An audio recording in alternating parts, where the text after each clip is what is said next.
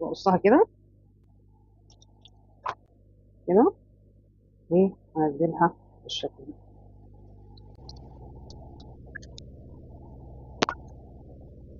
طبعا زي ما انتم شفتوا انا عملتها في الاول ما نفعتش معايا، يعني انا بعمل الحاجه وبجربها كذا مره قبل ما انزلها لكم. الطريقه دي كنت عاملاها في الصيف، فطبعا البتنجان في الصيف ما بيبقاش حلو، بيبقى مبزر وكمان ما بيستويش بسرعه، بياخد وقت عبال ما يستوى. ما كانش حلوه يعني، كانت مستويه كمان من جوه، كانت جامده. البذر اللي فيها كمان كان ياما. فالبتنجان الكوبي ما ينفعش يتعمل بالطريقه دي او الفكره دي في الصيف. استنيت لغايه الشتاء ما جه وعملتها لكم. شوفوا بقى التعب قد ايه. استنيت لغايه الشتاء ما جه وطلع البتنجان الكوبي اللي هو الطويل. لازم تعمليها بالبتنجان اللي هو الطويل ده، اللي بيبقى ما فيهوش بذر، ما بياخدش سوا، وكمان تحطيها في الفرن، يعني تدهنيها زيت وتحطيها في الفرن لغايه ما تستوى. وبعد كده تطلعيها وتحطيها في حاجه غويطه زي دي كده، وتكسيها بنايلون، سواء نايلون ستريتش او نايلون عادي بالشكل